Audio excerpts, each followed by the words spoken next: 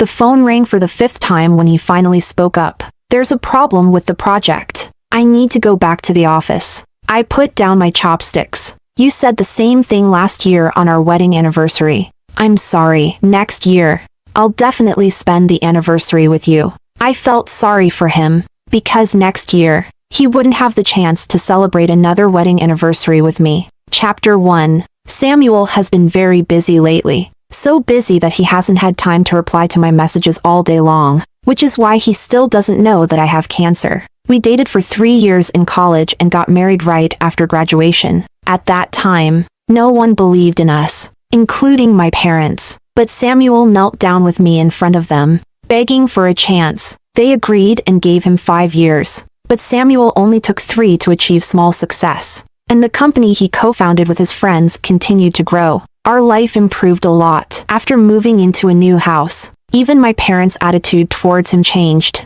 I also thought I had married the right person, so I settled into being a full-time housewife and focused on preparing for pregnancy. The day I sensed something was wrong, Samuel came home drunk and passed out as soon as he hit the bed. He slept soundly, but his phone kept buzzing with new messages. When I pulled out his phone, the screen was still lit up, and a message stood out clearly. Thank you for celebrating my birthday with me. I'm really happy. Before I could react, another message popped up. If I told you I regretted it, would you come back to me? I looked at the name saved in his contacts, and suddenly, I remembered who this person was. In our freshman year, Samuel, as a new student, quickly earned the title of the school heartthrob, handsome, skilled at sports, and admitted as the top student in the college. At the time, I wondered how there could be such a perfect person in the world. So I started observing him out of curiosity, showing up wherever he might appear. It was because of this that Samuel noticed me. One day, he blocked my way to the library, looking me up and down with a smirk and casually said, "Hey, do you have a habit of stalking people?" It was then that I realized, beyond the image others painted of him, he also had an unexpectedly roguish charm. From that day on, I appeared in front of him more openly. When he played basketball, I brought him water. When he went for morning runs, I abandoned my habit of sleeping in and followed him, bundled up in a winter coat. When he participated in debates, I found ways to be in the audience to cheer for him. Later, he blocked my way to the library again, this time seriously asking if I wanted to be his girlfriend. When my friends heard that I was dating Samuel, they all looked at me as if I had won the lottery. I knew many people were waiting to see me fail. Life is unpredictable. No one expected that Samuel and I would make it to the altar. If it hadn't been for the friend request I received on the morning of his birthday, I might never have known that the day Samuel asked me to be his girlfriend, his unforgettable first love was getting engaged abroad. Chapter 2. Samuel came back the next morning, seeing me sitting on the couch. His expression changed slightly. Then he quickly walked over to me. "Why are you up so early?" It wasn't that I got up early. I had been sitting in the living room all night. "Are you done with work?" I asked. A strange look flashed in Samuel's eyes. "Yes, I'm done. Sorry. This won't happen again." He tried to hug me, but I avoided his hand and stood up. "You must be hungry. I'll make you some breakfast." Samuel hesitated to speak but eventually followed me into the kitchen. "I'll help you." Samuel's stomach isn't great. When his company was just starting out, he had to attend social gatherings every day, getting himself drunk each time. Over time, it took a toll on his stomach. The worst incident happened at a dinner where he ended up in the hospital with a stomach hemorrhage from too much drinking. I couldn't bear seeing him neglect his health like this. I mentioned several times that he shouldn't push himself so hard, but he would always promise that he needed to secure more deals so we could live well. And he did it. This house in the city center is something he earned at the expense of his health. That's why I put so much effort into decorating it. After breakfast, Samuel left again, saying he'd come back for dinner. My best friend Alicia called, and the first thing she said was, "Is Samuel home?" "He just left." "Why?" I asked. Alicia seemed hesitant. "Lau, haven't you heard anything about Misty lately?" I responded nonchalantly. "What about her?" Alicia, frustrated, said, "Of course Samuel didn't tell you. Misty got divorced. She's back." And she's even joined Samuel's company. I saw them having dinner together the other day, laughing and chatting. It's outrageous.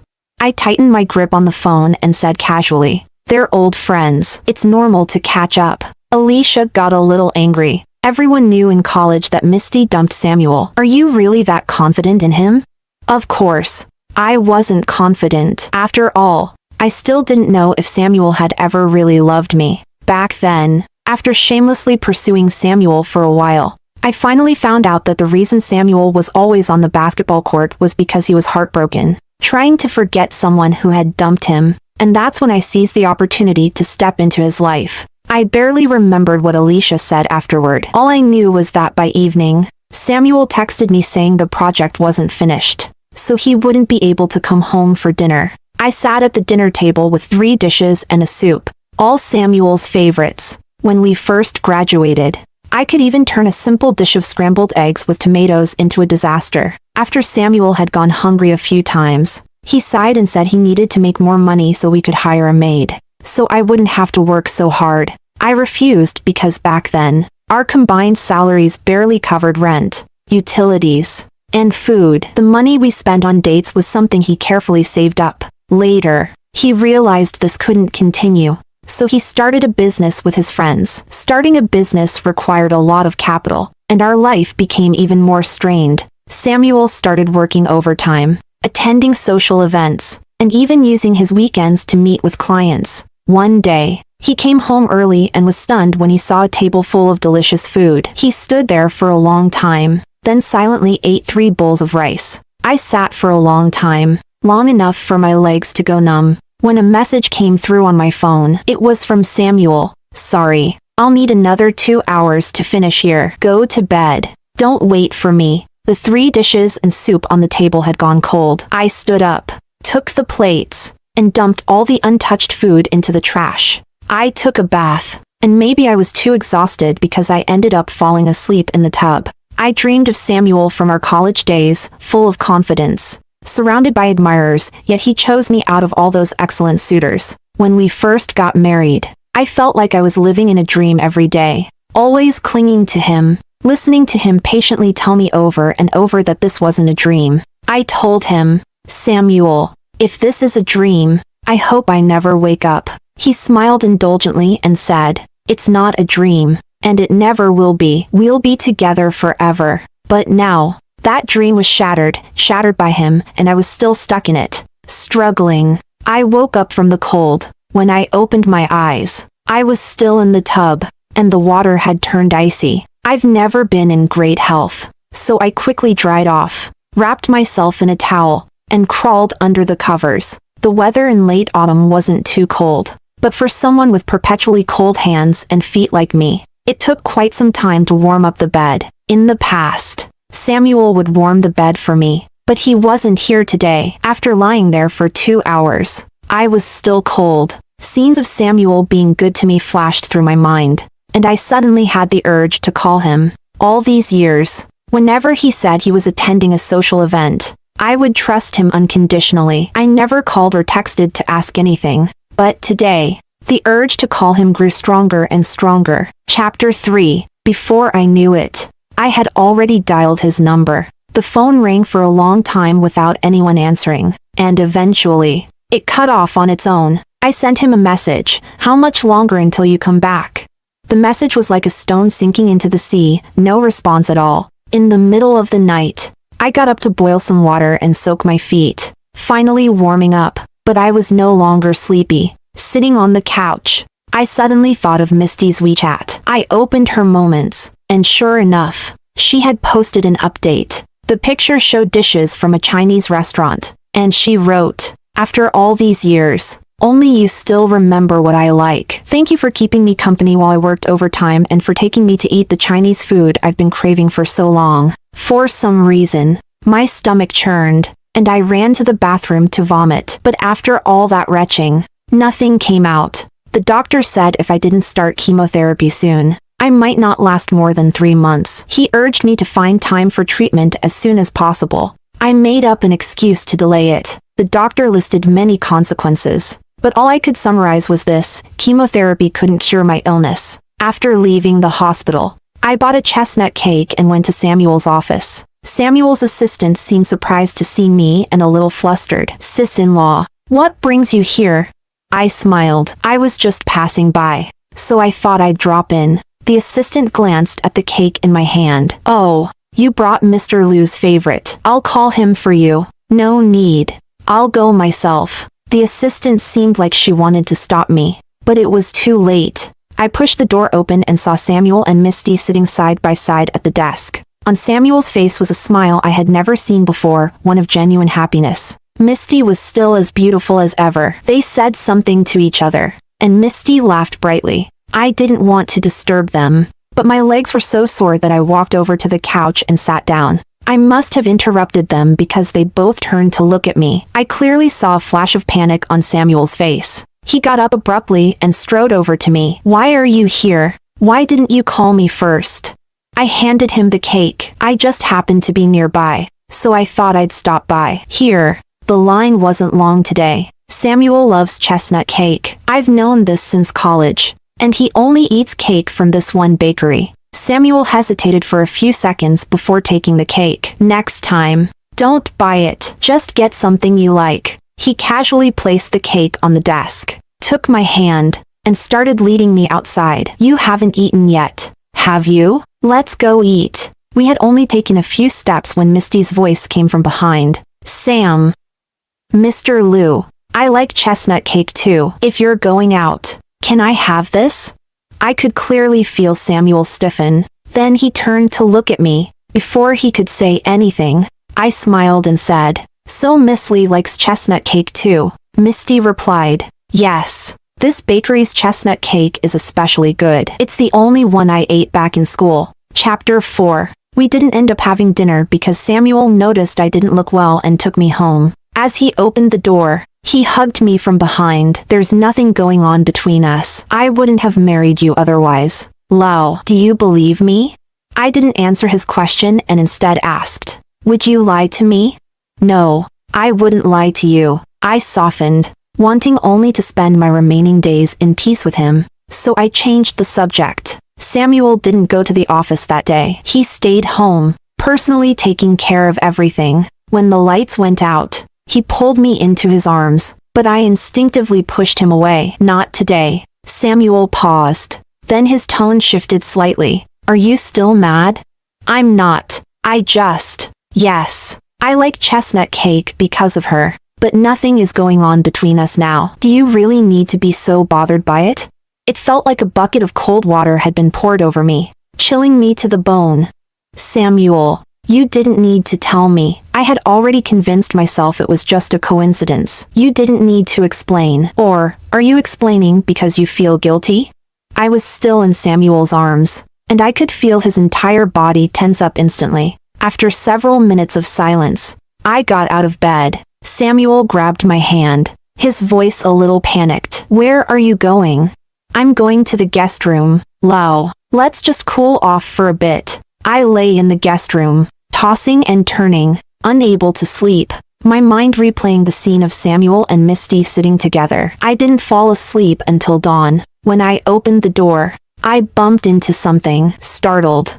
I took several steps back before hearing a voice from outside. It's me, Lao. I turned on the light and saw Samuel leaning against the wall, his long legs stretched casually across the guest room doorway. What I had tripped over was his foot. Why are you sitting here?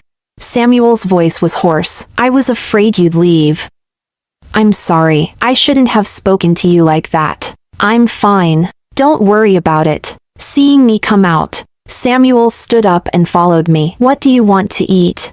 I'll make you something. I shook my head, grabbed my bag, and headed for the door. I'm going for a walk. You should get some sleep. You've got work later. Samuel didn't let go of my hand, and with a bit of force, he pulled me into his arms. He held me tightly. Lao, don't ignore me. I haven't done anything to betray you. We're just co-workers. That's all. Co-workers who sit together at your desk, laughing that happily?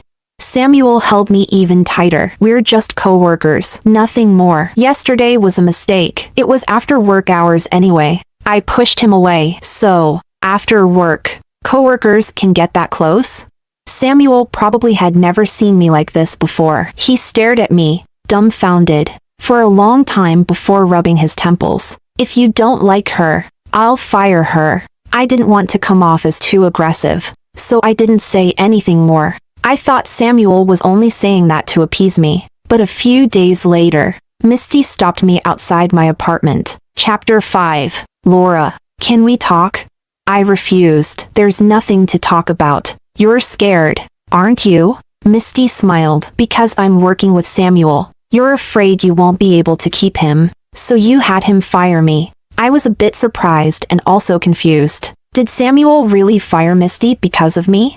That didn't seem like something he would do. I quickly composed myself and said, I don't interfere in company matters. If you have questions, you should ask him. Misty gave me a meaningful smile. Well, you've given me permission. Laura, let's see who's really most important to him. I found her tiresome, but at the same time, I couldn't stop myself from wanting to know the outcome. But I didn't expect Misty to act so quickly. In the evening, Samuel texted me saying he'd be home for dinner. But by 8 o'clock, he messaged again saying something urgent had come up, and he couldn't make it. I asked him what time he'd be back, but he didn't reply. My instincts told me it wasn't just a last-minute issue, so I called him. When I heard the automated message, I wasn't suspicious, just worried. This had happened before during his business dinners, and his colleagues would end up taking him home. The next day, I asked him why he didn't answer his phone or respond to messages. He had stared at his phone for a long time before telling me the battery had died.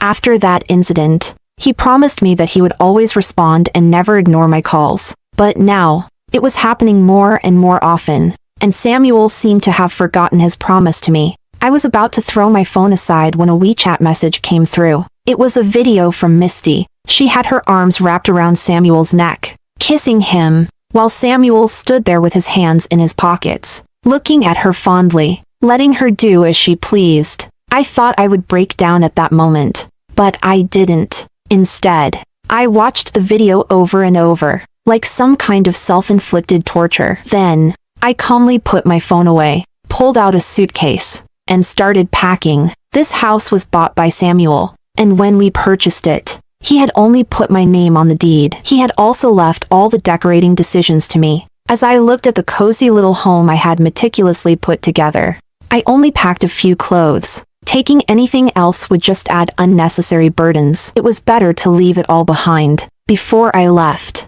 I sprayed the perfume he had given me in every corner of the house. I was gambling that he had once loved me. Chapter 6. I brought my suitcase back to my parents' house. Waking them up in the middle of the night, they anxiously asked if I had a fight with Samuel. It was only then that I realized I shouldn't have come back. But what could I do? I missed them so much. When they found out I hadn't eaten, my mother, grumbling all the while, made me a bowl of noodle soup. The familiar taste stung my eyes. Where's Samuel? How could he let you come back alone in the middle of the night? What if something had happened?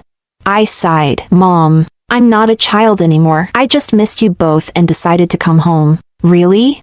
Really? My parents exchanged a glance and finally believed me, insisting I stay for a few days before leaving again. I agreed. In the middle of the night, half asleep, I heard voices outside. Listening carefully, I realized it was Samuel's voice. I opened the door and walked out. My mom was still muttering.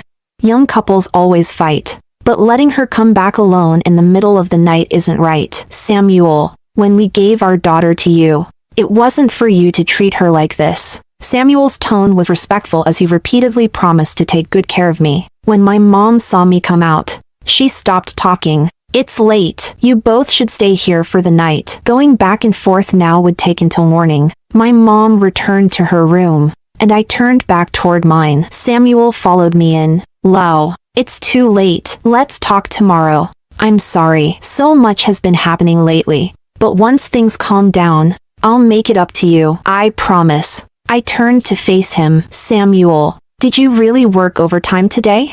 Samuel's expression didn't change. What else could I have been doing? Lau, what's going on? Is it the pressure of trying to have a baby? If you're feeling overwhelmed, we don't have to have kids. If it weren't for that video, I might have believed him. I wanted to say something when I noticed a hickey on his neck. And suddenly, I felt the blood rush in reverse through my veins. I never left such blatant marks on him. But now, he had allowed another woman to leave them on his body. He hadn't even noticed the lipstick stain on his collar. Looking at him, still so determined in his lies, I suddenly felt like all my efforts had been in vain. Let's divorce. Samuel, we should get a divorce. Samuel's face first showed disbelief, then darkened. Laura, what are you talking about? Haven't I been good enough to you? Just because I've been too busy to spend time with you, you want a divorce?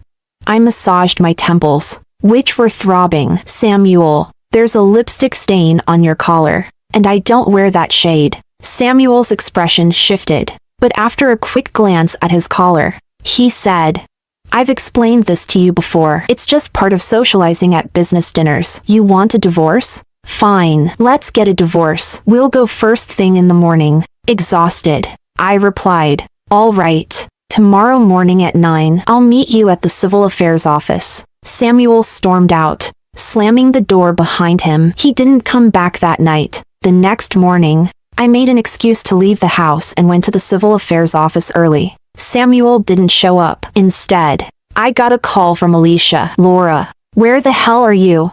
What's going on? Alicia's voice was so full of anger I thought she might explode. Do you know who I just saw in the OBGYN ward? Samuel and that little tramp Misty. I was stunned for a moment. What were they doing there?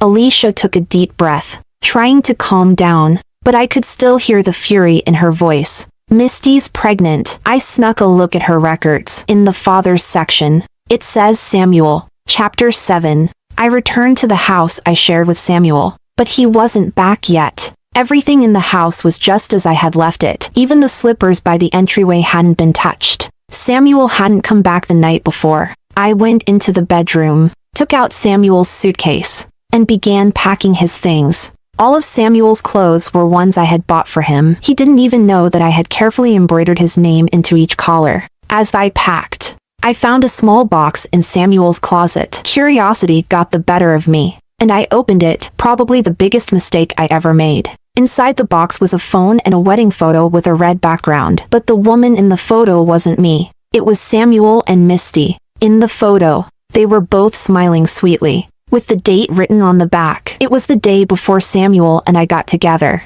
Everyone knew how shamelessly I had chased Samuel. All my friends did, even when they told me Samuel was still in contact with Misty. I didn't believe them. I had seen Misty holding the arm of an older man, getting into a luxury car Samuel could never afford. Just 2 days before Samuel agreed to be with me, I had seen Misty get out of that car at the school gate. To me, Samuel and Misty were over. People whispered that Misty had played Samuel, but now I realized that the one being played was me. I put the photo back and turned on the phone. The battery was fully charged. With trembling hands, I opened WeChat and saw there was only one contact, Misty. I scrolled through their chat history, torturing myself, discovering that on what seemed like ordinary days, Samuel had been reminiscing with Misty about their anniversaries. The photo gallery was full of pictures and videos of Misty. The most recent one was a photo of her in his office, wearing her work badge. So, he really never loved me.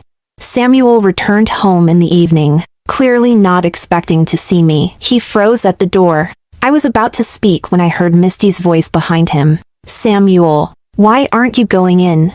Samuel's face paled. He seemed to want to say something but didn't know where to start. Without expression, I pushed his suitcase toward him. I've packed your things. If anything's missing, you can grab it yourself. Samuel's face darkened. What's this supposed to mean? We're getting a divorce. I handed him the divorce agreement. I don't want anything but this house. Samuel didn't take it. Are you serious? Looking at his serious expression, I suddenly laughed. You've already brought her here, so why pretend anymore? Samuel, you're disgusting. I only brought her because you're going to let her stay here and take care of her during the pregnancy, right? Samuel's face turned deathly pale. His fists clenched, but he had no words to refute. Misty stepped forward, boldly taking Samuel's arm. Since we're being honest, let's lay it all out. Laura, I'm pregnant with Samuel's child. He wants a baby, But you haven't been able to give him one. You can't be selfish and deprive him of having a family. You're the one who should leave. My hands clenched into fists at my sides, nails digging into my skin. The pain kept me grounded in reality. This house is in my name. It's my house. What right do you have to ask me to leave? And why not? Samuel bought this house. So, you're saying I should split the house with him? Maybe even half of his company too? That could be arranged. Enough. Samuel interrupted, grabbing his suitcase and leaving without another word. You two need to calm down. Misty glared at me angrily, but in the end, she left as well. When the door slammed shut, I collapsed to the floor, exhausted. All the resentment, anger, and injustice I had felt came pouring out in tears, and I allowed myself to cry until I couldn't anymore. The next day, I went to a lawyer and made my will. Misty had taken the divorce papers with her. She'd make sure Samuel signed them. My lawyer would handle the rest. I stayed at my parents' house for 2 days, then packed my suitcase and went to a secluded place where I planned to spend the last days of my life in peace. But I didn't expect things to turn out the way they did. Chapter 8. Alicia called me, asking why I had put the house up for sale. I didn't understand what she meant until she said she saw my house listed with a real estate agent. That's when I realized what had happened. I packed my things and returned to the house. Inside, Samuel and Misty were showing the place to potential buyers. I overheard Misty saying, "This home was decorated bit by me and my husband. If it weren't for the baby and the inconvenience of staying here, we wouldn't be selling it. The price can't go any lower. It's a school district house with room for appreciation. Plus, it's only been 5 years since the renovation, so it's a great deal." The buyers seemed convinced. They had agreed on a price and were about to sign the contract. But when they turned around, they saw me standing at the door. Samuel, stunned, turned pale and hurried toward me, pulling me aside. "Let's talk over there." I shook off his hand. "Did you ask for my permission before selling my house?" Misty stepped out, her flat stomach noticeable as she looked at me. "Laura, this is joint property. He has the right to handle it." I ignored Misty and looked directly at the young couple. "I see you're buying this house for your child's schooling, right? Well, the property deed is in my name. If I don't agree to transfer the title, would you still buy it?" The couple quickly turned and walked away. Despite Misty calling after them, they didn't look back, speeding up as if they were running from a monster. Misty was livid, shouting at me, "Are you crazy, Laura? You don't even live here. Why not just let me sell it?"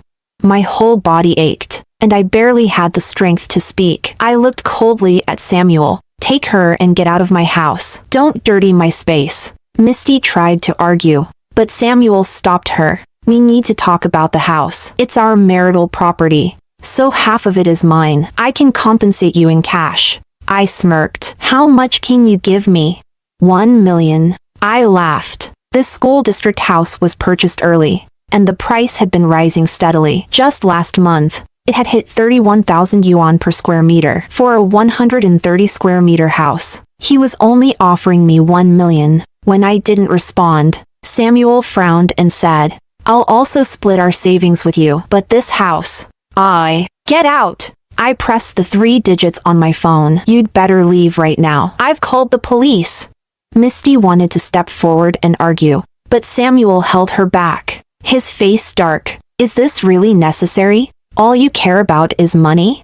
My vision darkened as I grabbed a feather duster and waved it wildly. "Get out! Get out of my house! Get out!"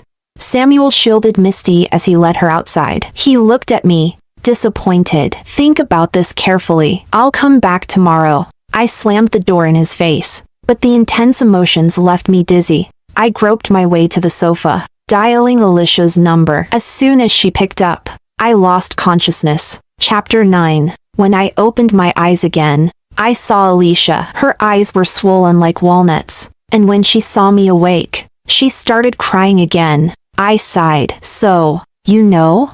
Alicia wasn't one to cry, but now she was sobbing so hard she couldn't speak. I quietly waited for her to finish. My thoughts drifted to a day early in our marriage when I had fainted outside the bathroom. That day, Samuel was working late. He later told me I must have been lying on the floor for over an hour before he found me and rushed me to the hospital. At the time, I was only diagnosed with low blood sugar. When the doctor gave the results, Samuel frowned as if faced with an enormous problem. I had joked with him then, "Samuel, if I die before you, you'd better find someone to take care of you." Samuel's eyes flashed with fear I had never seen before. He scolded me. "Don't talk nonsense. You're perfectly healthy. How could anything like that happen?"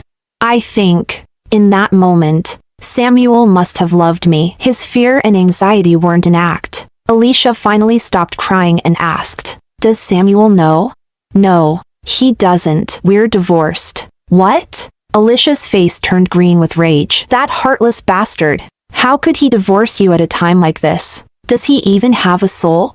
I was silent for a moment before speaking. "Misty is pregnant. They listed the house for sale without my consent." Alicia's fists clenched, her knuckles cracking. "I'm going to confront him." "Don't, Ollie. It's pointless. Even if they aren't together now, they'll end up together after I'm gone. If I try to stop them, they'll only resent me. It's better to just let them have each other." But letting them be together doesn't mean they'll live happily ever after, especially after I'm gone. I admit I'm being selfish, but I gave him a chance. Alicia was still fuming. "Don't try to stop me. I want to see how that scumbag can abandon his sick wife for his mistress. Does he have any morals left?" "Ollie, calm down. I know you mean well, but going there won't help. I have less than 3 months left. Even if I get the house, my parents won't live in it." Alicia finally calmed down, but she was still frustrated. "But you can't just let the mistress have it all. That's why I need your help. I want to secure my assets and transfer them to your name. Afterward, I'll need you to take care of my parents." Alicia was about to refuse, but I explained. "I don't want my parents to know about my illness. I'll tell them I'm traveling, and I've already recorded a bunch of videos for you to send to them later. As for the divorce settlement, please send them a bit of money each month. My parents are getting old. They wouldn't be able to handle the truth, and I couldn't think of a better way to tell them. I could only let them find out gradually." Alicia started crying again. "Why is life so unfair? Why do you have to go through this while those two despicable people get to live freely? I guess this is just fate." After leaving the hospital, I called Samuel and asked to meet to finalize the division of assets. Samuel had an affair with Misty during our marriage, so I demanded that he leave with nothing. What I didn't expect was that Samuel agreed without hesitation. The asset division was completed, and the cooling-off period for the divorce had also passed. After receiving the divorce certificate, Samuel and I walked to the entrance. Misty was waiting at the door. Seeing the divorce certificate in Samuel's hand, she immediately hooked her arm around his and walked into the civil affairs office. "Honey, let's get our marriage certificate now." Alicia, who had come with me, mocked them. "How convenient. Your future wedding anniversary will also be the same day as your husband's divorce from his ex-wife. Doesn't that make you cringe?" Misty froze, unsure whether to enter or leave. Alicia was delighted. She linked arms with me, walking away in high spirits. After arranging everything, I put on some makeup to make myself look as healthy as ever, then returned home. My parents were happy to see me, smiling as they cooked a meal with all my favorite dishes. But the pain in my body had made everything tasteless. I told them I had decided to take a job out of town and might not return for a long time. They looked at me with pride in their eyes. "You should have gone back to work ages ago. Spending your life revolving around one man isn't worth the years we invested in raising you." My eyes burned with tears, and I silently cursed myself for realizing it too late. After saying goodbye to my parents, I took a taxi to the airport. Alicia was already there, waiting with open arms. "Come on, let me walk with you to the end of this journey." Chapter 10. Epilogue. Alicia. 3 days after returning from abroad, Samuel stopped me at the entrance of my neighborhood. "Where is she?"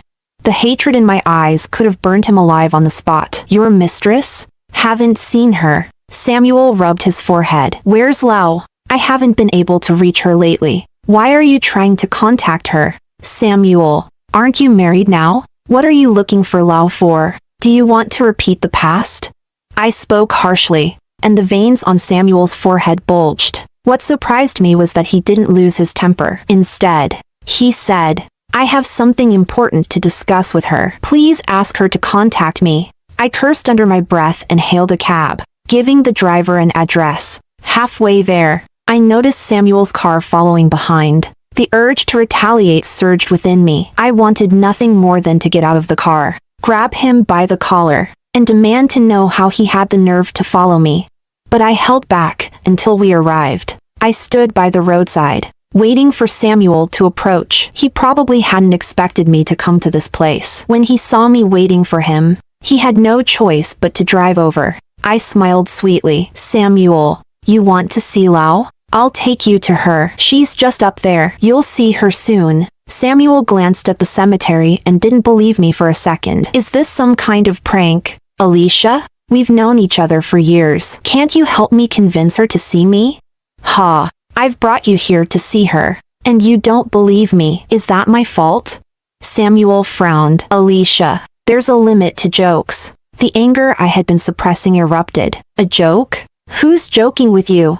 I'm telling you, Lau is dead. She died on the anniversary of your wedding. I brought her ashes back. She's right up there. You can choose not to believe me, but you can't deny the truth. Samuel looked at me with disbelief. I had no desire to continue talking to him and started walking up the hill. In her final days, I was the only one by Laura's side. She passed peacefully in my arms, free from pain forever, while I mourned the loss of my closest friend. I also felt a sense of relief for her. She no longer had to suffer. No more pain would haunt her. As I stood by Laura's grave, I was yanked aside. Samuel stared at the photo on the tombstone, muttering it's impossible over and over again. Seeing him like this gave me a sense of grim satisfaction. See? Samuel, she didn't even want to see you before she died. The last time she saw you was at the Civil Affairs office. What were you doing then? You were marrying Misty in front of her, right after signing the divorce papers with her. Samuel, why do you think she would want to see you? What right do you have to come here? It's impossible. Lau wouldn't. Yeah. How could she die? How could her own husband not even notice she had cancer? Samuel, did you know that while she was in unbearable pain, you two were sending her photos of your happy life together? She was still looking at your wedding certificate with that woman before she died. She said you never smiled at her like that. Samuel, why don't you go to hell? You're the one who should be there. I didn't. I never sent her those photos. I laughed bitterly. Those photos could only come from the two of you. If it wasn't you, then who?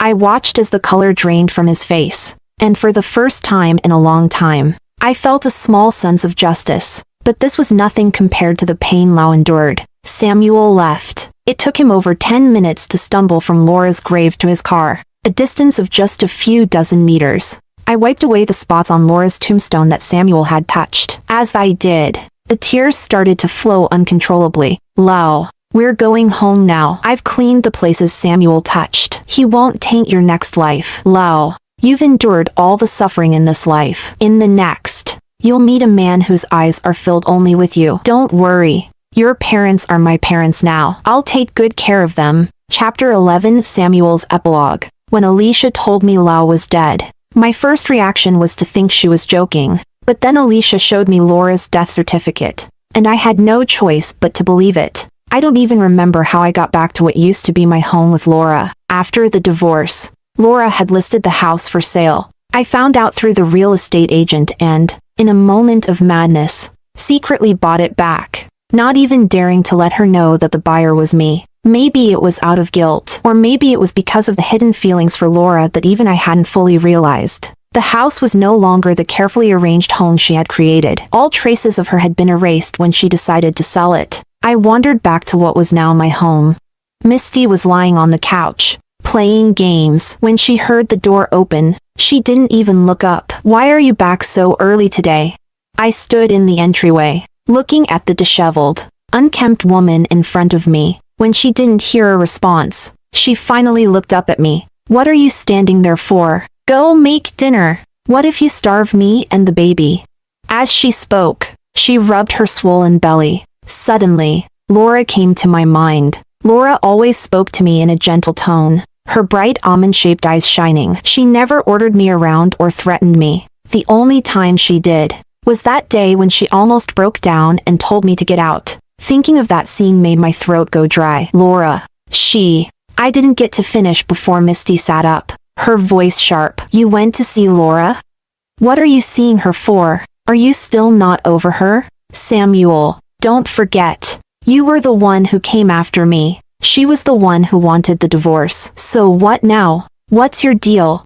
I looked at Misty and felt like she was a stranger. We had only been married 3 months, and Misty's temper was getting worse by the day. Ever since I had found some of Laura's old things, her emotions had been out of control. At first, I thought it was just mood swings from the pregnancy, so I tried to accommodate her. But now, I didn't understand her at all. You're being too sensitive. I'll stay at the office for a few days. You need to calm down. I turned to go pack my things. Misty followed me into the bedroom, demanding, "Why are you staying at the office? You're not going to the office. You're going to see Laura, aren't you? You think I don't know you've been looking for her lately? I knew Laura wouldn't let go so easily. She's definitely still trying to get something from you." Enough! The image of Laura's smiling face on that cold tombstone flashed in my mind, and a wave of pain washed over me. Laura, she's already dead. What could she possibly want from you? While she was suffering, you were still sending her pictures of us. How could you be so cruel? What? She's dead? Misty was momentarily stunned. Then she laughed. Good. Why should I care that she's dead? Samuel, she has nothing to do with you anymore. Now that she's dead, she's even less of a concern. I didn't understand how the once gentle Misty could say such heartless and vile things. I stared at her like she was a stranger. But Misty was lost in her own emotions. How did she die? Was it painful? Did she? Smack! I couldn't hold back, and I slapped her. On the way back, I had done my research. From the day Misty started working at the company, she had been sending Laura pictures, and several times, Laura had tried calling me. But Misty had hung up. Laura was such a kind and beautiful person. How could Misty hurt her like that? Misty fell silent for a moment before exploding again. Are you crazy? Why did you hit me? Her death has nothing to do with me. You two were already divorced. I'm your legal wife now. Crash. The ceramic jar I had just packed in my suitcase shattered on the floor, and its contents spilled out. It was Misty's diagnosis. My hands trembled as I picked it up and saw the date of the diagnosis, the day she started working at the company. I clenched my fists, the veins on the back of my hands bulging. That day, I hadn't come home at all. I had spent the night with Misty at a hotel, and that's when the baby was conceived. Laura had called me several times that night, but I didn't pick up. After that, I couldn't look her in the eye without feeling guilty, so I started coming home later and later, with Misty always by my side at work. The guilt I had for Laura gradually faded away. I often wondered, if Laura had made a scene back then, would I have come to my senses and tried to make things work with her? But there were no what-ifs anymore. Ignoring Misty's protests, I went to a hotel and stayed there for half a month. When Misty found me, I just gave her a cold look and kept drinking. Judging by the shock in her eyes, I could guess how I looked. I hadn't shaved in 2 weeks, and I'd been living in a drunken stupor. How good could I have looked? Misty carefully stepped around the scattered bottles on the floor and came to stand in front of me, her voice angry. Who are you trying to impress with this? Samuel, Laura is dead. Can't you get a grip? How can you let yourself fall apart over someone who's no longer here? What about the company? Breathing became painful. Every time I thought about those days I spent with Misty while Laura was alone in a cold, empty house, I felt like ripping my heart out to see if it had turned black. She didn't scream or cry when we divorced, but Misty still sent her photos to hurt her. How devastated must she have been? I found out that in the end, when the pain became unbearable, Laura had taken sleeping pills to end her life. She was always so afraid of pain. She used to cry in my arms whenever she got the smallest cut. How much must she have suffered in her final days? And what was I doing? I had let Misty throw out all of Laura's belongings and erase all traces of her from her home. She hadn't left me anything to remember her by. When I remembered that she had left some things with me, I stumbled as I tried to get up. Before I could steady myself, I fell again, completely pathetic. I reached out my hand toward Misty, but all I saw on her face was undisguised disgust. Then I heard Misty say, "The company is getting worse every day. You have nothing left. Samuel, I was blind to think you were worth something." Her words hit me like a brick. What did you say? Misty didn't respond. Instead, she turned toward the door and waved. I followed her gaze and saw her ex-husband standing there. My scalp tingled with a sudden rush of dread. Misty clung to his arm. Samuel, I don't want you anymore. Divorce me. I'll take 2/3 of your assets. And from now on, we'll have nothing to do with each other. I couldn't understand. You too. Her ex-husband sneered. Misty, you said he was a promising investment, but all I see is a useless coward. Let's take his assets and go home to have a son. I looked at Misty's belly, and a ridiculous thought crossed my mind. Her ex-husband answered my unspoken question. Yes, the baby is mine. You and Misty never had anything between you. Did you really think I'd let you touch my woman? I ran into some financial issues with my business and didn't have enough capital to recover. Misty came up with the plan, and our son arrived at just the right time. We figured we might as well go all the way. So, Samuel, just hand over your company. Otherwise, I'll make sure everyone knows how you abandoned your seriously ill wife. My mind went blank. By the time I came to my senses, Misty was already rummaging through my briefcase. Watching them, I suddenly started laughing. Misty looked at me warily. What are you laughing at? Misty, I really misjudged you. But since we're married now, don't think about getting divorced. You destroyed my family, so you won't have a peaceful life either. If we're all rotten, let's go to hell together. Misty's expression turned frantic. What are you planning? I won't divorce you. If I have to suffer, we'll suffer together. You think that just because you won't divorce me, I can't file for one? As long as I claim that our relationship is broken beyond repair, I'll just have to wait through the cooling off period, and I'll be free. I grinned. Our relationship is so good. How could it possibly be broken beyond repair? Misty, we have a child now. Even if the child is born and you admit to having an affair, I still won't divorce you. You'll be tied to me and the child forever. Misty had never seen this side of me before. She retreated into her ex-husband's arms, her face turning pale with fear. You're crazy. You've completely lost it. Yes, I've gone mad. But Misty, you're my wife. I've never hurt you, and I still love you. No judge will grant us a divorce. Her ex-husband yelled. The child in her belly is mine. We both want to remarry. How can the court not approve? I calmly explained. Remember how you faked evidence of domestic violence so you could get a quick divorce? If I submit those documents to the court, they'll side with me to protect my wife and child. Isn't that right, Misty? Misty was so terrified that her legs gave out. She trembled, unable to speak. I stood up, walked over to her, and smiled gently. Let's go home, dear. The smell of alcohol here isn't good for the baby. In the days that followed, Misty and her ex-husband repeatedly tried to get me to divorce her. They even took it to court. Misty stood before the judge and confessed to her affair, asking for a divorce. But each time, I looked at her lovingly and gently reassured her. Don't be like that, darling. I love you so much. How could I ever divorce you? I treat you so well. I'm sure you'll come around. After all, life is long. Misty and her ex-husband had no evidence to prove I had wronged her. On top of that, the judge could see how well I treated her. We never managed to get divorced. 6 months later, when Misty was lying on her deathbed after giving birth, barely clinging to life, I held the newborn child in my arms and went to Laura's grave. Lau, can you see? This child doesn't look anything like me. If I had realized earlier that nothing ever happened between Misty and me, would I have had a chance? A chance to walk with you through the end? Lau, I miss you. I really miss you. After Misty and I finish tormenting each other for the rest of our lives, I'll come down to make amends with you. Lau, wait for me.